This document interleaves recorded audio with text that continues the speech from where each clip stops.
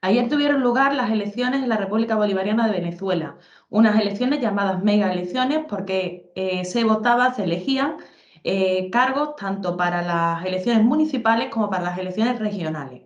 Para hablar de eso, en esta ocasión, aunque ya hemos hecho varias entrevistas y seguiremos profundizando con distintos protagonistas de Venezuela o en relación con Venezuela, en este caso hemos querido también hacer un análisis interno desde Revista La Comuna y para ello vamos a hacer esta pequeña editorial entre el responsable del área de geopolítica y antiimperialismo, que es Pablo García, y yo misma, que soy Carmen Parejo, directora de la revista La Comuna. Muy buenas, Pablo, un saludo. Hola, hola, buenas. Primero vamos a analizar cuáles han sido los datos que tenemos de estas elecciones. Con un 41% de participación, el PSUV o el Gran Polo Patriótico se llevaría el 20 de los 23 estados que estaban en pugna. Todavía también estamos pendientes del análisis específico de todas las alcaldías y los demás cargos que se elegían en estas elecciones, que llevará también unos días poder proceder a ese análisis que es un poco más complejo. Pero para empezar, bueno, Pablo, ¿tú cómo ves y qué lectura sacas rápida sobre estas elecciones? Bueno, pues el dato más importante es la abrumadora victoria del chavismo, de la coalición del Gran Polo Patriótico Simón Bolívar, con el Partido Socialista Unificado de Venezuela como fuerza principal. Por lo tanto, la gran victoria del gobierno bolivariano del presidente Nicolás Maduro, una victoria que hace que en estos momentos 20 de los 23 estados que conforman la República Bolivariana de Venezuela estén en manos del chavismo, en manos del proceso bolivariano, lo cual, bueno, pues es un dato importante, ¿no? Y que demuestra el triunfo de Nicolás Maduro, del PSUV, del Gran Polo Patriótico Simón Bolívar y de todo el proceso bolivariano. Y más después de los 2, 3 últimos años, que bueno, más adelante en unos minutos analizaremos un poco el contexto, ¿no? Donde se han producido estas elecciones. 41% de participación podría ser un poco la parte gris, ¿no?, del día, pero bueno, yo creo que se está dando más importancia de la que tiene, porque si analizamos los últimos procesos electorales, la participación que ha habido, pues por ejemplo, venimos del último proceso, la Asamblea Nacional el año pasado, de un 30,47% de participación. Pero si nos vamos a regionales, que serían un poco estas, las estatales y municipales, en 2017 andamos entre un 47 y 45%. En el año 2000, también las regionales, allí son estatales, ¿no? A los diferentes estados, estaban un 43%, 4 años después subió al 52%. Bueno, siempre son unas elecciones que se han movido un poco por estas cifras de participación, ¿no? Realmente suelen ser las presidenciales, suelen ser allí las que mayor participación suelen tener, con lo cual el dato tampoco tiene como en ningún momento deslegitima la victoria, como seguramente intenten hacer los analistas de la derecha, y desde el injerencismo europeo y estadounidense seguro que se hace.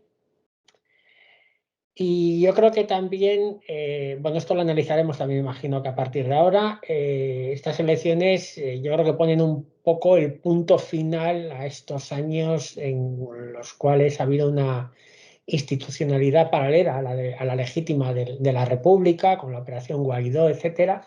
Y yo creo que, bueno, ya aquí empieza un periodo nuevo. No sé qué va a pasar en este periodo nuevo, porque, claro, cualquier cosa puede ocurrir, porque mañana mismo la administración Biden decide hacer un giro de tuerca y todo análisis se puede caer, pero yo creo que empieza un momento esperanzador, mínimo esperanzador para el proceso bolivariano.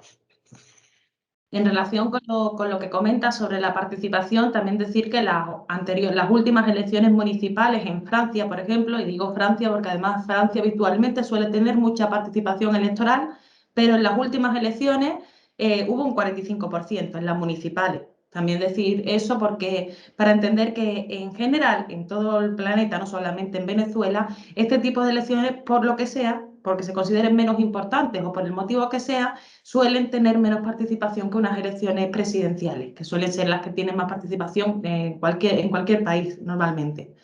Igualmente, sí que creo que es interesante ver esa tendencia al alza con respecto a lo que fue las anteriores elecciones, y para esto creo que hay que entrar en el punto que estabas comentando de la recuperación de la institucionalidad.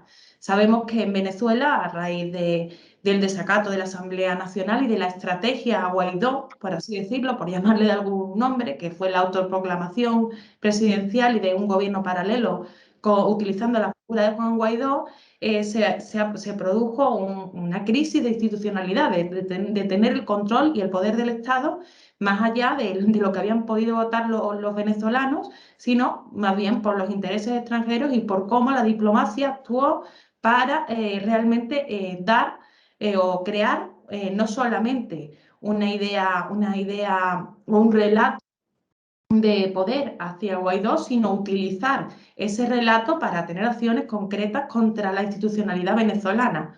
En ese sentido, si quieres, Pablo, puedes comentar algunos datos también sobre qué significa o qué ha significado, más allá de lo simbólico, más allá de que a muchas personas nos hiciera gracia que Guaidó se pudiera autoproclamar presidente, qué ha significado eso también en términos institucionales, políticos, diplomáticos, incluso económicos para Venezuela.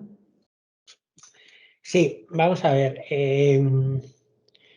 A partir del año 2014, bueno, igual tenías que remontarnos a 2013, ¿no? 2013 es el lamentable fallecimiento de Hugo Chávez, y entonces se producen las elecciones presidenciales de abril, del 14 de abril creo que fueron del 2013, para elegir el nuevo presidente de la República, que ganó, es verdad que ganó un triunfo ajustado, pero bueno, en un sistema presidencialista los triunfos suelen ser ajustados.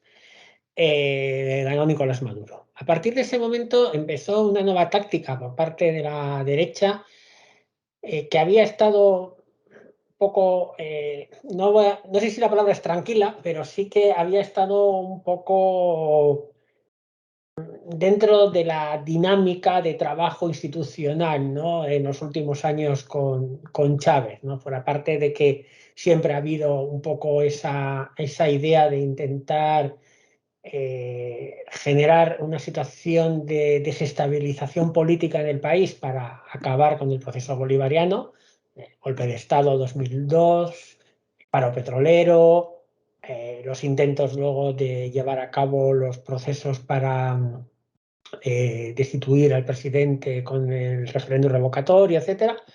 Pero bueno, en los últimos años había habido pues una cierta estabilidad en el país.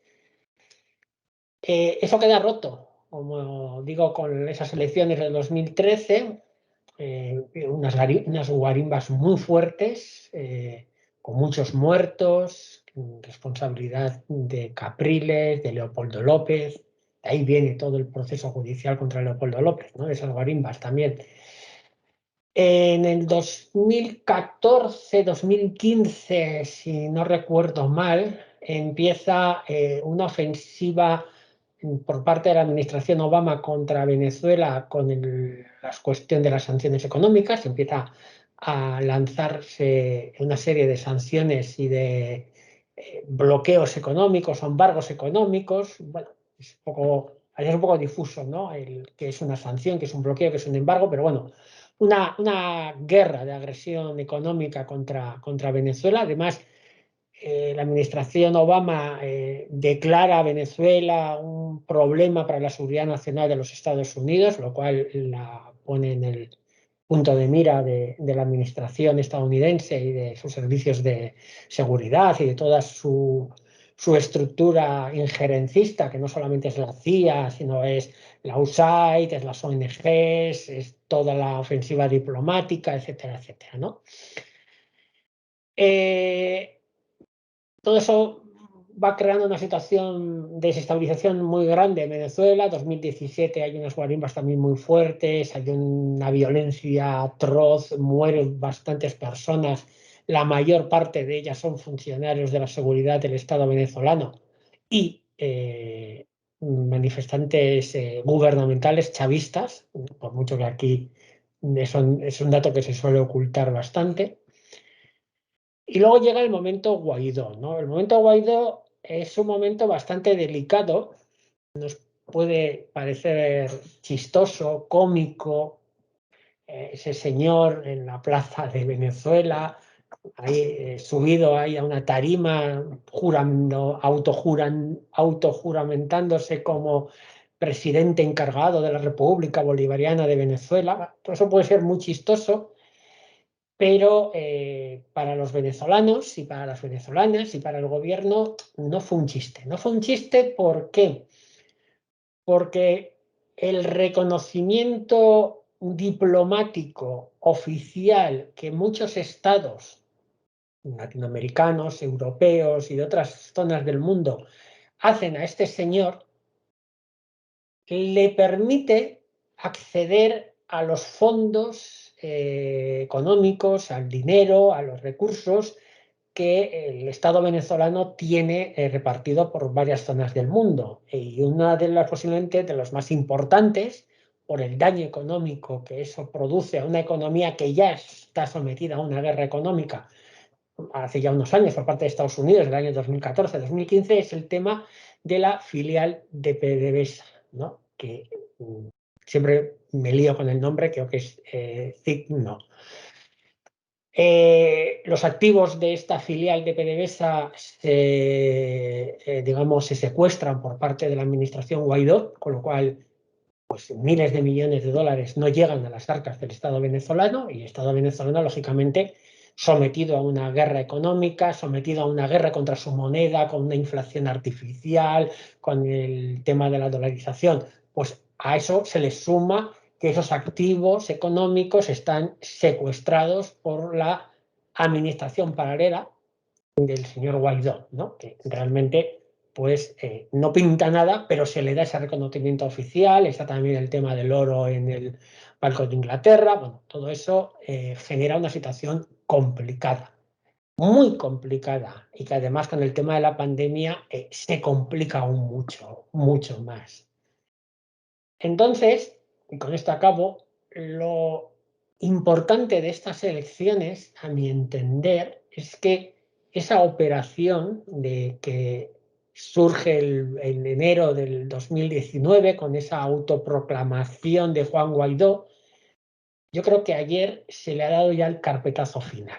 Ya llevaba un tiempo en que Juan Guaidó ya pues, no pintaba nada, ya era un juguete roto, uno más, el enésimo, de la derecha y de la ultraderecha latinoamericana, estadounidense, europea, española. España juega como punta de lanza del imperialismo en América Latina en general, pero en Venezuela en particular. O sea, Miami, Washington y Madrid es el eje de la injerencia, de los ataques que sufre el proceso bolivariano desde el minuto uno, no es de ahora, es con Aznar, fue luego con Zapatero, fue luego con Rajoy y es ahora con Pedro Sánchez. O sea, no ha variado ni un ápice la política española para con Venezuela desde el 99 hasta hoy.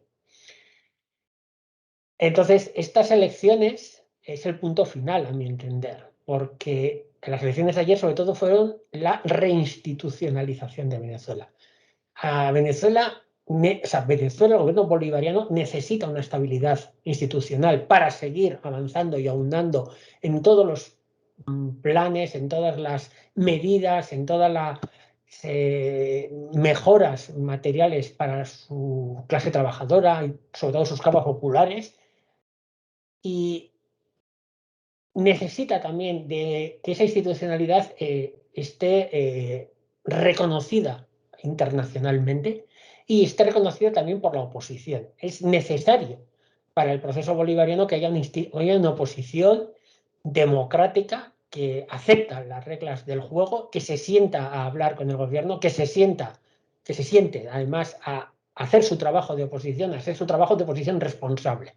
Es muy importante que así sea y que además es lo que hizo en los últimos años del gobierno de Chávez, y hubo un gran avance social. Así que ahora el momento es otro, y es el de recuperar la institucionalidad y empezar a profundizar en las medidas sociales que han quedado paralizadas por esta ofensiva del imperialismo. Bien, en ese sentido, esa crisis de institucionalidad, también decir que efectivamente desde el gobierno no se quedaron en ningún momento de brazos cruzados y han estado haciendo políticas que algunas personas no han entendido, pero que realmente se han visto, y sobre todo creo yo que con las elecciones de ayer se han visto que efectivamente estaban en la buena dirección. Es decir, iban buscando conseguir recuperar esa institucionalidad porque, como muy bien has explicado, es algo que necesita ya no solamente que lo necesite Venezuela, que lo necesita cualquier Estado para poder seguir adelante. Y después de eso, después ya se podrá hablar de si hay que profundizar en determinadas políticas o no, pero si tú no tienes el poder real porque te están robando, por un lado, porque no tienes reconocimiento internacional, porque tienes una guerra económica, es muy difícil que la urgencia te deje tiempo para lo importante. Entonces, cuando la gente exige eso importante a Venezuela, creo que debería de haberse dado cuenta de ese contexto de urgencia que lleva viviendo Venezuela todo el tiempo, o sea, el proceso bolivariano todo el tiempo, pero sobre todo en los últimos años. Creo que un elemento clave también, como has dicho, es la muerte de Chávez. Creo que muchos pensaron en su momento que Maduro era un rival más débil, que realmente iba a ser más fácil acabar con el proceso bolivariano sin Chávez, pero se ha visto que el proceso bolivariano trascendía y que tenía unas herramientas para poder sostenerse, incluso perdiendo una figura tan destacada y tan necesaria como fue el comandante Chávez. Entonces creo que también es importante destacar cómo, por ejemplo, un elemento que siempre se ha puesto sobre la mesa desde algunos sectores críticos, como en 2017 se llama a esa Asamblea Constituyente, que esa Asamblea Constituyente responde fundamentalmente a que la Asamblea Nacional, esa que utiliza Guaidó para autoproclamarse, estaba en desacato, y a la necesidad de poder desarrollar leyes dentro del Estado bolivariano, cosa que se ha hecho, es decir, cumplió con su función. No se puede decir que la Asamblea Constituyente fuera para nada. También sirvió en el plano del apoyo popular, porque hay que recordar que en medio de un contexto de violencia extrema, porque fue en medio de las guarimbas, hubo atentados durante el mismo día de la votación de esa Asamblea Constituyente, salieron, si no recuerdo mal, 11 millones de valientes a votar en esa Asamblea Constituyente, insisto, jugándose la vida, porque estamos hablando de una actitud de la oposición extremadamente violenta. Entonces, esto yéndonos a esa época, pero posteriormente también, y uno de los elementos claves para entender cómo se llegan a estas elecciones es el acuerdo político que se llega en esas mesas de negociación que se habilitaron en México, que ahora temporalmente han sido paradas. No sabemos si volverán o no volverán, pero sí que tenemos que destacar que gracias a esas mesas de negociación donde el gobierno se ha sentado con parte de la oposición, bueno, estaban invitados todos, pero bueno, se ha sentado con parte de la oposición y ha llegado a un acuerdo para que participaran en estas elecciones, para medirse a nivel político en base al voto de los venezolanos y no en base a este tipo de agresiones y de violencia. Estaba explicando Pablo económica, pero también incluso violencia física, como era el tema de las guarimbas que dejaron muchos muertos, heridos, daños por supuesto también materiales, y que también generaban esa inseguridad ciudadana incluso a la hora de votar, porque se habla mucho de los derechos civiles y democráticos de los pueblos, pero nadie condena que el hecho de estar haciendo ese tipo de actividades injerencistas violentas también está quitando esos derechos, porque estás asustando a la gente para que no vaya a votar, y eso también es quitarles el derecho. Bueno, creo que es importante decir que una parte de la oposición, bastante importante, acude a esas mesas de negociación que se dan en México y aceptan participar en estas elecciones. Y han participado en estas elecciones, y no solo han participado en estas elecciones, sino que ayer mismo, durante las elecciones, ha sido también un elemento que, de cara a toda esa pérdida de institucionalidad, ha dejado en entredicho a todos los que acusaban de ilegítimas estas elecciones, porque ellos mismos han participado en ellas y las han ratificado. Y aún con esa ratificación, aún con esa participación que muchos entendieron como si fuera una especie de, perdonad la expresión, de bajada de pantalones del gobierno de Maduro, realmente lo que se ha demostrado es lo contrario, con ellos participando, con la Unión Europea, y ahora iremos allí observando todo lo que quieran observar, como unos más, porque había muchos más observadores, pero observando todo lo que quisieran observar, lo que ha ocurrido es que el chavismo ha arrasado en Venezuela, incluso dando este titular hasta en el telediario de Televisión Española Hoy, que a mí me ha resultado personalmente bastante llamativo. Entonces creo que hay que tener en cuenta que si lo analizamos bien, la estrategia que ha llevado a cabo el gobierno para recuperar esa institucionalidad, entendiendo el valor que tiene, ha sido una estrategia que ha sido completamente exitosa. Entonces, dentro de este contexto, creo que sí que podríamos hablar, si te parece bien, de los otros protagonistas del momento actual de Venezuela, como puedan ser esos observadores internacionales o el papel de la Unión Europea o también de esas oposiciones que están completamente divididas y que han pasado de llamarse oposición, que se llamaban antes, a que ahora sean reconocidas mundialmente como oposiciones, dejando claro que existe una clara división entre ellos. Por un lado, entre la oposición que no ha querido, la oposición no democrática que no ha querido participar en estas elecciones, y por otra parte, dentro de los que sí que han participado, también hay que decir que iban en dos alianzas distintas que también tenían sus enfrentamientos, y después hay que sumar lo que es la APR o la Alianza Popular Revolucionaria, se llama, no recuerdo ahora bien, Sí. que si quieres la dejamos para después.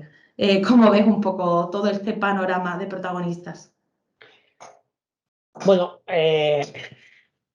claro, aquí hay que, a ver, bueno, al final están los observadores como han estado siempre, porque, claro, eso es lo que a veces desde los sectores ultraizquierdistas y europeos, ¿no? Hay un problema, ¿no? En la izquierda europea, en la española en general, es que la extraparlamentaria, ¿vale?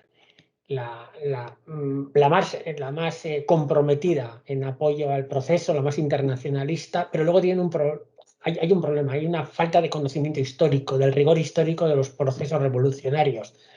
La gente está acostumbrada a celebrar el 7 de noviembre como el triunfo de la gran revolución de octubre y se creen que el 8 ya estaba, ya estaba, ya se hizo todo, ya hubo un decreto y ya todo fue feliz. Y no, fue un duro proceso en el cual hubo muchas bajadas de pantalones por parte del gobierno revolucionario provisional de Lenin.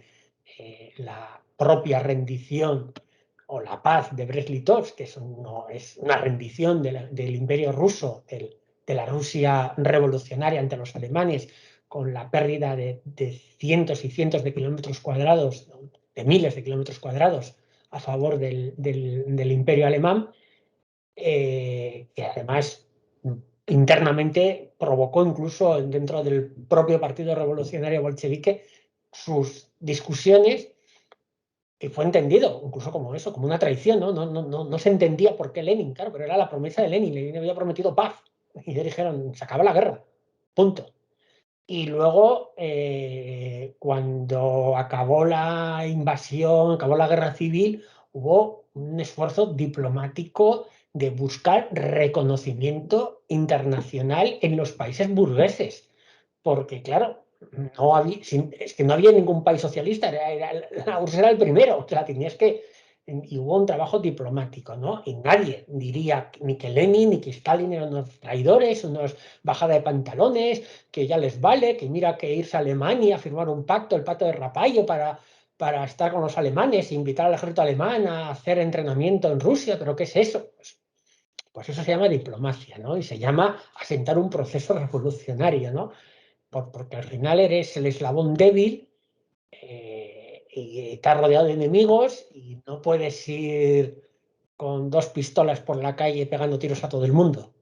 El proceso bolivariano ni siquiera es un proceso revolucionario al uso, y aquí entrecomillo muy bien, para que no se malinterpreten mis palabras, quiero decir, no ha habido un asalto al poder, lo que ha habido ha sido poco a poco se ha ido ganando elecciones, poco a poco se ha ido creando institucionalidad, porque es otro problema que en Europa no se entiende, y es que Venezuela y España son dos mundos completamente diferentes. Por mucha crítica que se le pueda hacer a España, es un país que tiene una institucionalidad fuerte, que puede sobrevivir sin ni siquiera un liderazgo político fuerte. Hace unos años, hemos estado durante meses con un gobierno provisional porque había habido una habían unas elecciones, no se había formado gobierno. Hemos estado prácticamente sin un gobierno operativo y aquí no ha pasado absolutamente nada. Los ayuntamientos han seguido funcionando, la sanidad, las pensiones se pagaban, etcétera. Eso en Venezuela o en América Latina o en países que están en vías de desarrollo, países que han sido sometidos al imperialismo, países que han vivido el desastre del neoliberalismo en América Latina de la década de los 90. No es lo mismo. Por eso el liderazgo fuerte de Chávez, por eso todo ese proceso. Aquí la gente ha votado, desde el 75, la gente ha votado sin problemas, 75, 78, ha votado sin problemas, exceptuando aquellos partidos que se han ilegalizado. Pero quiere decir que tú tienes una cédula de identidad para ir a votar. Eso en Venezuela no existía. En Venezuela la gente de los cerros, de los barrios populares que rodean las grandes ciudades como Caracas, etcétera, no tenían cédula de identidad, no podían votar, no podían pedir una ayuda, o sea, no eran ciudadanos, no existían. Eso se cambia con el gobierno de Chávez. Entonces, todo ese proceso es un proceso muy largo porque partes de una situación muy complicada y vas poco a poco, vas poco a poco y vas poco a poco. Y de repente te encuentras que entre 2017 y el 2019 se produce una guerra terrible, una guerra que sí, es verdad, no hay marines invadiendo Venezuela, no hay bombarderos bombardeando Caracas, ni bombardeando Carabobo, ni bombardeando otras ciudades de Venezuela, pero hay una guerra económica que produce muertos también, porque las sanciones producen muertos, no solamente las balas y las bombas producen muertos, las sanciones producen muchos muertos silenciosos que no se contabilizan, porque ¿cómo contabilizas como muerto a una persona que igual ha fallecido porque su diabetes no ha podido ser tratada porque el gobierno no puede comprar insulina en el mercado internacional?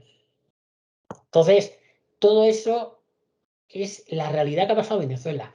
Y el gobierno venezolano tenía una misión, una obligación moral para con su pueblo, que era intentar revertir esa situación. O sea, no puedes ir de ultraizquierdista por la vida, de ser el más rojo de la barraca, cuando ni siquiera puedes comprar medicinas en el mercado internacional para paliar a los diabéticos, porque no puedes comprar insulina en el mercado internacional, porque estás bloqueado, porque no te la venden, y si te la venden a un 300% más cara y no tienes dinero con qué pagar. Entonces tú tienes una obligación inmediata, que es la de revertir esa situación. ¿Y cómo se revierte esa situación? Como tú lo has dicho, con un proceso de negociación con la oposición, de erosionar esa oposición, que es lo que se ha hecho muy inteligentemente. Maduro ha demostrado una inteligencia política terrible. Ya sé que a veces la imagen que nos dan los medios, esa manera que tiene de hablar, porque Maduro habla por su pueblo, habla para los venezolanos, no habla para los españoles. Hay que vivir en Latinoamérica para entender, ¿no?, su propia idiosincrasia y su forma de ser y de expresarse, ¿no? Aquí nos puede parecer gracioso, podemos burlarnos de cómo Maduro a veces habla, pero está hablando para su pueblo, no está hablando para nosotros. Los venezolanos no miran a España ni miran a Europa, ellos tienen sus propios problemas, su propio proceso. Aquí somos incapaces de hacer una protesta para el precio de la luz y vamos a darles lecciones a ellos, ¿no? Entonces, a lo que iba, ¿no? Para no alargarme mucho. Esa es la obligación que se tiene de revertir. Se revierte. Y cuando tú convocas unas elecciones y ya has conseguido sentar a la oposición, tienes que cubrir todos los flancos. Y el flanco de no quiero que se me acuse de que estas elecciones están amañadas, no quiero que se me acuse de que no son unas elecciones legítimas, lo tienes que cubrir invitando a gente que no te hace ninguna gracia que estén allí, pero son los que si están allí y dicen, hostias, hemos estado, no hemos visto nada y ha ganado, estas elecciones estén legitimadas. No se está escuchando en la televisión que no sean elecciones legítimas. Podrán hablar que si la abstención, que si no la abstención, pero no hay. ¿Por qué? Porque han estado allí y lo han visto. Entonces tú llevas a tus amigos y te llevas a tus enemigos. Y quien no lo vea es porque vive en su burbuja de cristal de ultraizquierdista que se cree que va a saltar el Palacio de Miraflores y al día siguiente por decreto va a crear la República Soviética de Venezuela, pero luego en la realidad, en su trabajo día a día, son incapaces de movilizar a 10 personas aquí para el precio de la luz y allí para nada, porque, bueno, pues hay una ruptura con el Partido Comunista de Venezuela, pero es que el Partido Comunista de Venezuela, sus resultados electorales son cero a la izquierda y el proceso bolivariano sigue avanzando sin ellos. Ellos ahora están ahí a decir sus cosas, que yo ni voy a entrar, porque no merece la pena tampoco darles mucho más bola de la que tienen, porque ni los venezolanos le dan bola, pues no vamos a darles bola aquí tampoco, ¿no? La verdad es que si hay muchas cosas que criticar, de Venezuela, muchísimas. Han cometido errores en el plano económico, muchísimos, muchísimos, pero no de Maduro, de Chávez. Porque Chávez ha tenido una situación económica y social mucho mejor para hacer cosas que no se han hecho. Y ellos son conscientes que no se han hecho. Y habrá que rectificar. Pero ahora lo importante era volver a calmar las aguas, volver a tener una situación en la que se pueda seguir avanzando. Y esa es la victoria de Maduro. La victoria de Maduro es que ayer ganó a la oposición, porque hasta en las últimas elecciones había ganado, pero la oposición no se había presentado. Ahora no, ahora la oposición se ha presentado, ha legitimado las elecciones y les ha ganado por goleada. Y esa es la victoria de Maduro. Por Maduro y del Partido Socialista Unificado de Venezuela, no hay que personalizar solamente una persona, pero yo creo que lo mismo que se ha vilipendiado al presidente Nicolás Maduro desde la extrema derecha, desde la derecha y desde sectores ultraizquierdistas, creo que por honor a la verdad hay que decir que es la victoria también de Maduro, de haber acabado con una situación terrible de desestabilización política, de injerencia terrible, de que no se reconocía, no se le reconocía como presidente. Y hoy en día todo el mundo reconoce a Nicolás Maduro como el presidente legítimo de Venezuela, reconocen a la Asamblea Nacional de mayoría chavista, reconocen estos estados. O sea, hoy en día se ha vuelto al punto de partida anterior a esta última gran ofensiva que comentaba que empieza en 2014 y que tiene su punto álgido con 2019. 2019 que algunos temíamos de que incluso acabase mal la cosa. Y yo creo, y ya está, o sea, yo creo que ya es el momento de dejar de pensar en fantasías y yo invito a los españoles, a los vascos, catalanes, gallegos, andaluces, canarios, etcétera, que a veces desde posiciones ultraizquierdistas esto no lo entienden, a que piensen cómo sería un proceso en sus naciones. Proceso que tendría que también tener un reconocimiento internacional, que harías cosas que no quisieras hacer porque no todo se hace por decreto. Las cosas hay que conseguirlas y hay que tener legitimidad para conseguirlas. Yo creo que en relación con lo que estás hablando y sobre todo con ese debate que hay con ciertos sectores, o podamos decir las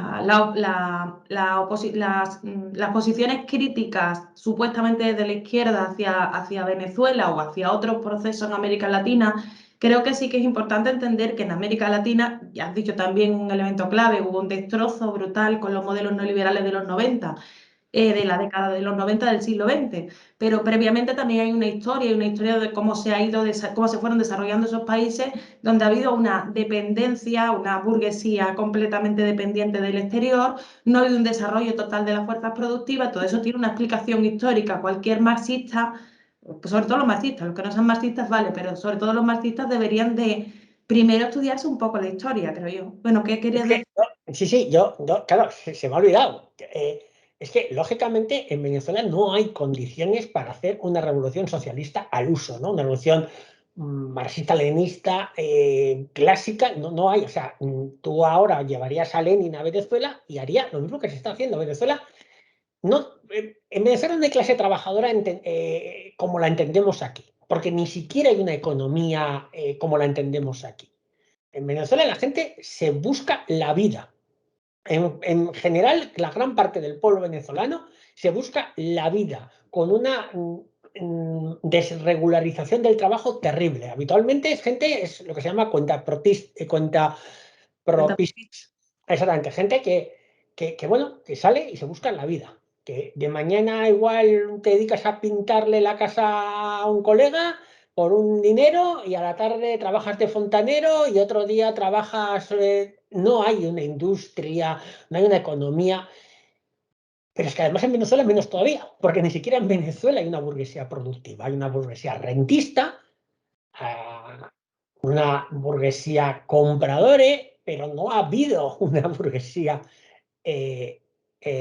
productiva, con lo cual no hay desarrollo de las fuerzas productivas. Y si no hay desarrollo de las fuerzas productivas, no hay condiciones para cambiar el modo de producción. Esto lo dice Marx en el capítulo 25 del Capital.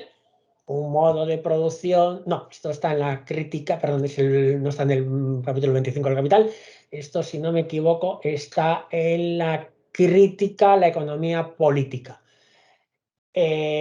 No se puede pasar de un modo de producción a otro modo de producción hasta que no se agote el primero.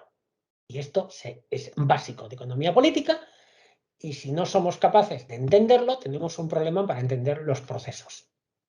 Venezuela está llevando un proceso de recuperación de la institucionalidad, porque no existía antes de Chávez, de recuperación de la soberanía nacional, que tampoco existía antes de Chávez, porque era un país vendido a los Estados Unidos. Su burguesía vivía mayormente en Miami, la burguesía comprada a los Estados Unidos. Ni siquiera existe una burguesía patriota, ¿no? Es que ni siquiera hay una derecha patriota, es una derecha vendida a los Estados Unidos. O sea, recuperación nacional, recuperación de la institucionalidad, una revolución nacional. Y cuando la revolución nacional se agudice y la revolución nacional se agote y existan unos medios de producción desarrollados, habrá condiciones para pasar a una segunda fase.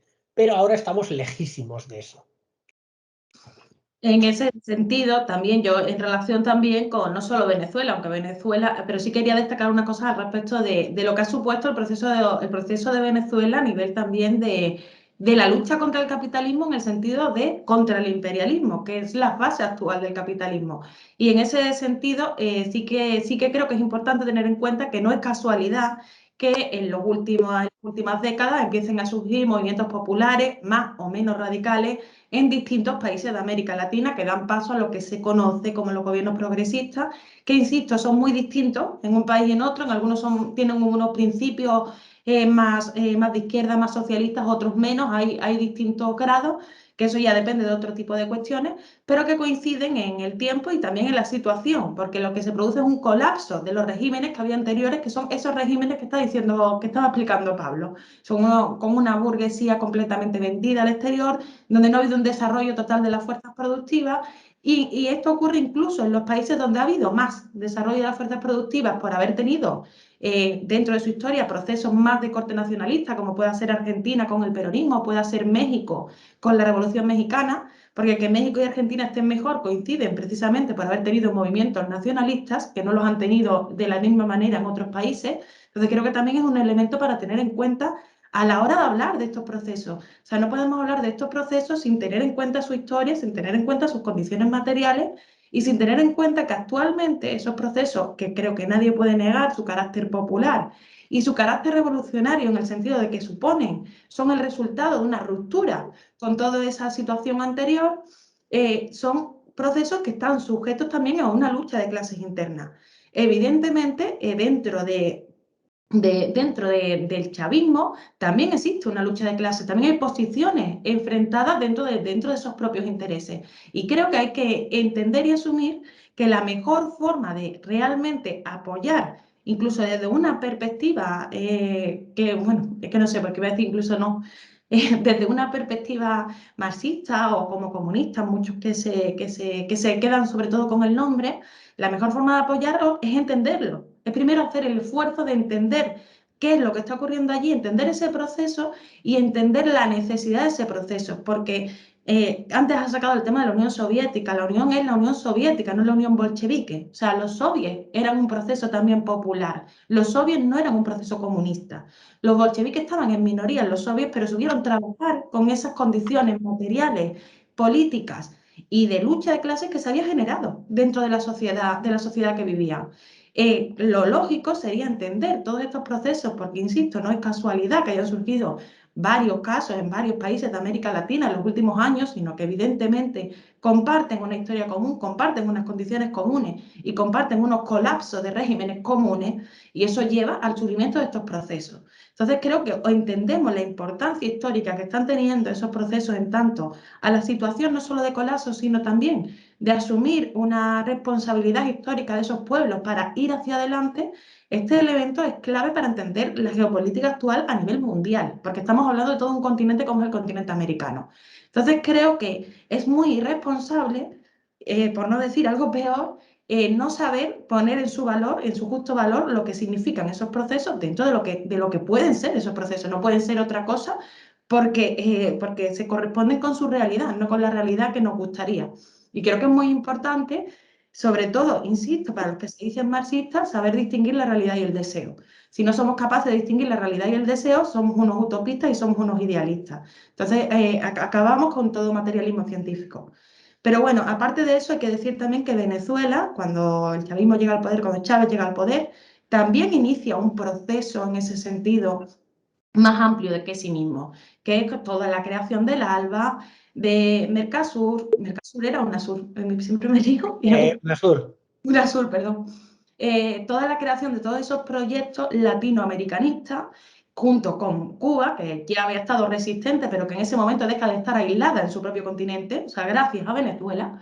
Y después ya surgen el resto de los gobiernos, incluso gobiernos de derecha que se salen de ese panamericanismo, que no era más que la expansión de Estados Unidos, ese patio trasero, se salen de todo eso para apostar por esa estrategia conjunta de desarrollo que proponen fundamentalmente, inicialmente, Hugo Chávez y Fidel Castro, y que son el ALBA y demás. Entonces, si no somos capaces de entender la importancia que todos esos procesos están teniendo también en un mundo donde la unipolaridad de Estados Unidos empieza a cuestionarse, donde la situación de crisis general del modelo previo también provoca fricciones entre los socios de la Unión Europea, fricciones dentro de la propia Unión Europea, con Estados Unidos, el auge de otras economías como China, Rusia.